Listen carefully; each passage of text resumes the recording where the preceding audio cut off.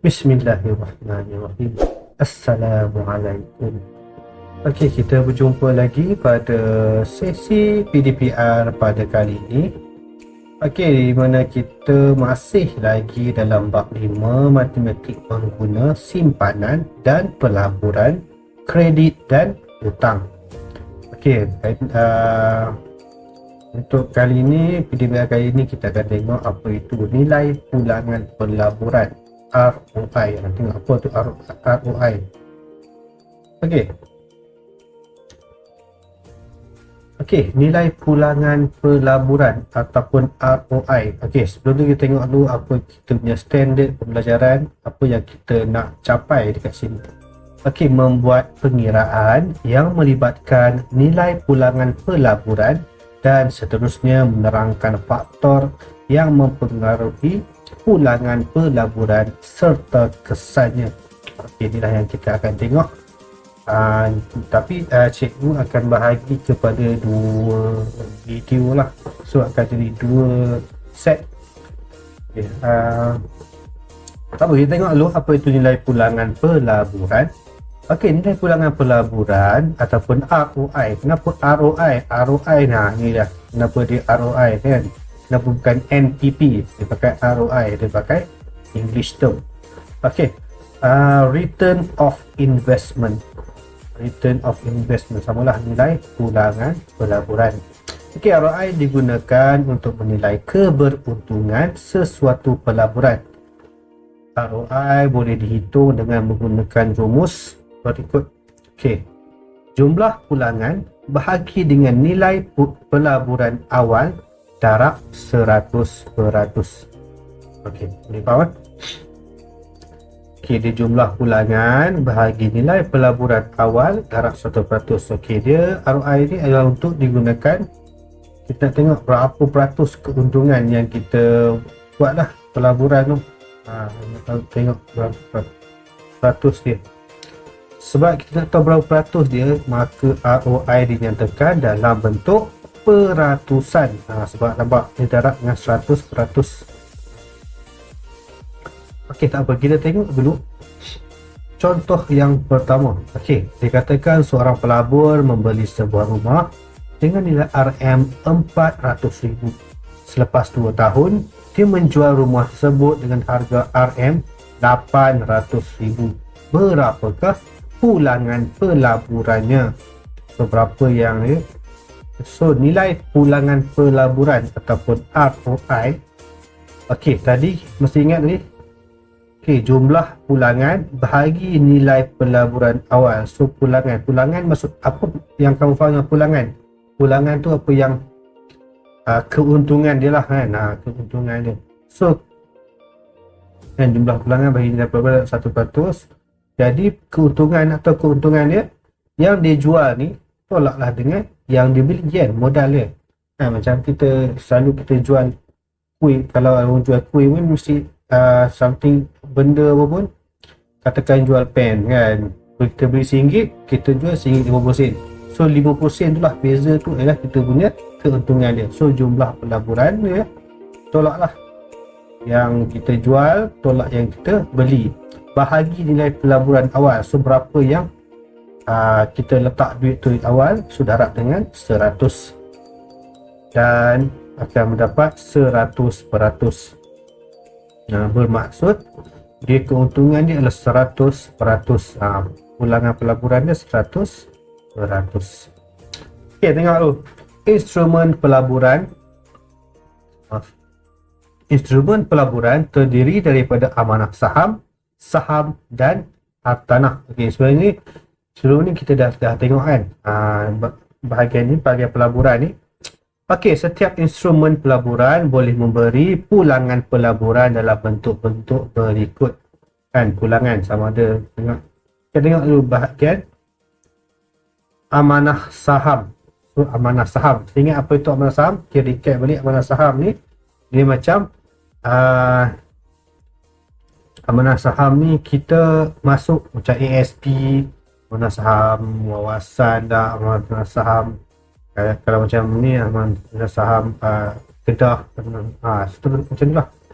So amanah saham ni Guna saham, kalau kamu ingat balik apa guna saham tu, maksudnya kita bagi duit, so akan ada satu agensi yang akan run duit tu, maksudnya akan gunalah duit tu untuk melabur dekat mana-mana agensi ataupun syarikat ataupun company yang dia rasa boleh menghasilkan keuntungan. Okey, atau mana saham kan. Okey, so daripada amanah saham ni, okey, yang pelabur tu dapat, dia akan dapat dividen, dia akan share bonus dan juga keuntungan modal. Okey, kalau saham dia hanya akan dapat dividen dan juga keuntungan modal. Okey, dan juga hartanah. Okey, bila dia akan dapat sewa dan juga keuntungan modal. Okey, kita tengok dulu amanah saham. So, amanah saham merupakan pelaburan alternatif yang baik untuk jangka masa sederhana 3 hingga 5 tahun dan jangka masa panjang lebih daripada 5 tahun. Okey, pelaburan dalam amanah saham adalah berisiko rendah dan membolehkan pelabur mempelbagaikan pelaburan mereka dengan modal yang kecil. Maksudnya bila dia berisiko rendah sebab macam saya kata dia nak amanah saham, ada orang yang maksudnya yang layak ataupun yang berpengalaman ataupun berpengetahuan dalam mengurus saham ni kan. Jadi dia punya risiko dia rendah, untuk mendapatkan kerugian adalah rendah lah maksudnya. Okey, kita tengok pulangan amanah saham. Okey, dividen. Dividen diterima pada akhir tahun kewangan. Kadar dividen dibayar bergantung pada jenis pelaburan dan prestasi syarikat. Jumlah dividen sama dengan kadar dividen, darab bilangan unit share dan nilai unit share. So maksudnya kalau kamu perasan, kalau hujung-hujung tahun kan, contohnya yang paling famous orang pakai ni ASB kan, dan tabung haji.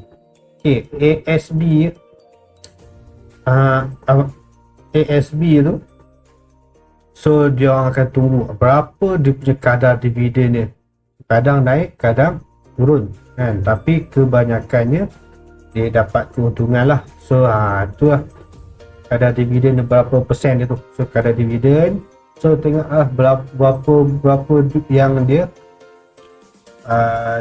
laburkan. So makin tinggi dilaburkan, makin besarlah yang dia dapat dividen ni. Okey, seterusnya share bonus merupakan share tambahan yang diberi secara cuma kepada pemegang saham yang sedia ada. So dia dapat juga share bonus kan. Dan yang terakhir, keuntungan modal. Okey, kalau saham syarikat tu, keuntungan modal akan diperoleh bila harga saham meningkat dan sebaliknya. Kalau saham tu meningkat, so tinggilah, dapatlah keuntungan modal. Kalau sebaliknya, dia akan dia akan kongsi jugalah kerugian tu, tapi tak banyaklah, sedikit. Okey, tengok contoh 2. Pada 1 Januari 2019, Puan Leong telah membeli 1,000 unit saham syarikat NZA Berhad yang bernilai RM2 seunit. Bagi tahun kewangan berakhir 31 Disember 2019, syarikat mengisytiharkan dividen sebanyak 8% dan bonus pada kadar 2:1 kepada semua pemegang saham pada 1 Januari 2020. Wan Leong menjual semua saham yang dimilikinya dengan harga RM2.25 seunit. Hitung jumlah dividen. Mana dividen? 8%. So berapa? Macam mana nak kira? So dividen sama dengan 8% kan. So 8/100 ni sebenarnya dah 0,08 ni. 8/100. Kalau kamu tekan kalkulator, kamu akan dapat 0.08. So 0.08 darab dengan 1000 kan, sebab dia telah beli 1000 ini saham dengan harga RM2. So dapatlah dividennya sebanyak RM160. Jadi pada hari tahun dia akan dapatlah 160. Okey, seterusnya jumlah unit share bonus. So berapa dia dapat share bonus? Kita tengok mana share bonus pada kadar 2:1. So bermaksud 2:1. So andaikan share bonus sebagai X. Okey, 2:1. Maksudnya dia letak 1000, kita nak cari nisbah kan, 2:1. So kalau dia letak 1000, so berapa yang dia akan dapat? So buatlah nisbah 2/1 sama dengan 1000 per X. So kita nak tahu berapa share bonus dia. Okey, 2 darab berapa dapat 1000? Macam mana nak tahu kan? Dia salah satu cara, ada beberapa cara nak kira ni.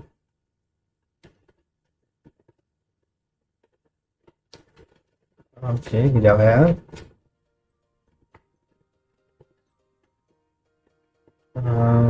Mana pen? Okey, pen. Okey, ni ada beberapa cara nak ni. So 2/1 sama dengan 1000 per X. Okey, sama ada kamu yang bawah ni naik ke atas, ni naik ke atas, ni naik ke atas. So 2 darab X dapat 2X sama dengan 1000 darab 1 dapat 1000. So X samaan sini 2 darab X kan. So 2 kita nak X saja. So 2 bawa sini. So ni darab, bawa sini akan jadi bahagi. Bahagi dengan 2. Dapat berapa? 500. Ataupun kalau kamu tak mau kira macam tu, kamu boleh juga kira. Saya bagi inilah apa macam pilihan lah kat kamu.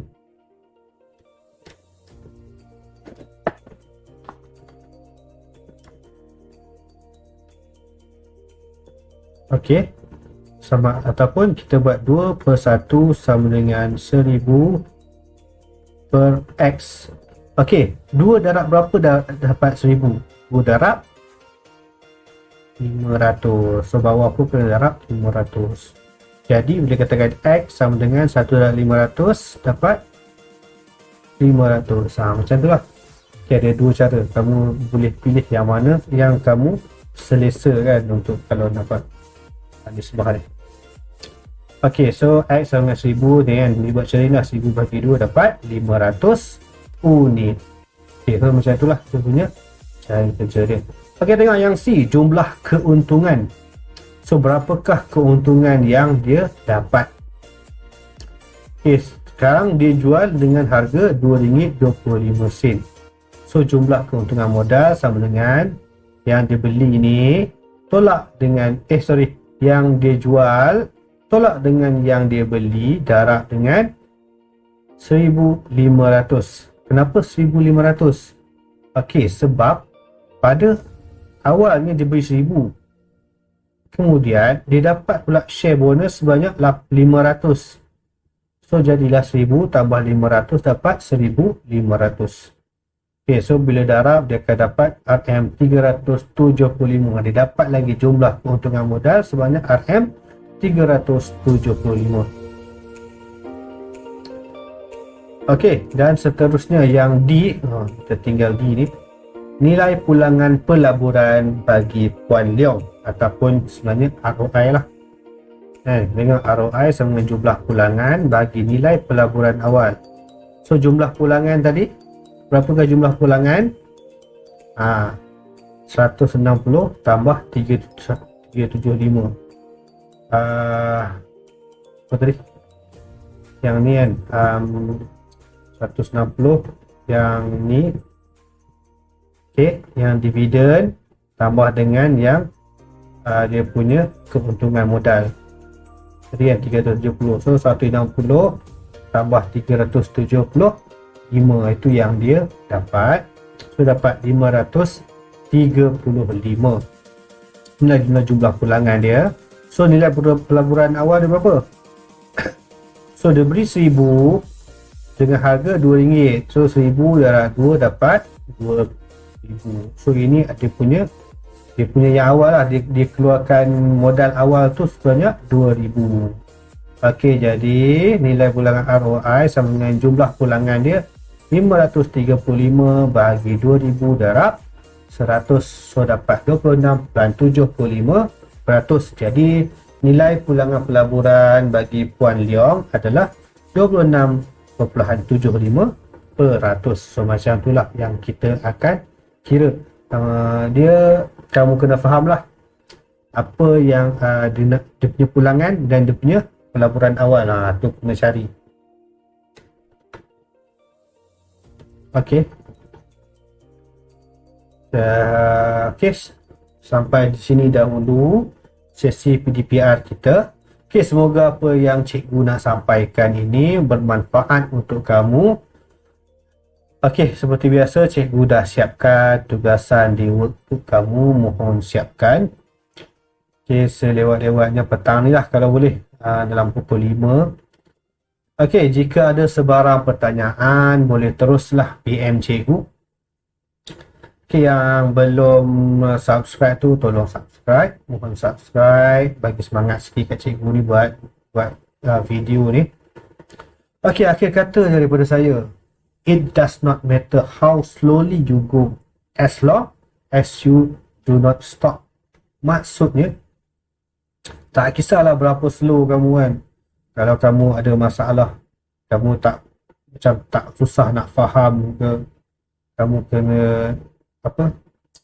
maksudnya kena ulang banyak kali baru kamu boleh faham, itu tak ada masalah. Kamu nak buat latihan pun orang boleh dah siap, kamu belum siap lagi, itu tak jadi masalah selagi kamu tak berhenti. Once kamu berhenti, kamu stop, jadi itu akan jadi masalah lah untuk kamu. Okay. Fikir-fikirkan. Terima kasih. Assalamualaikum.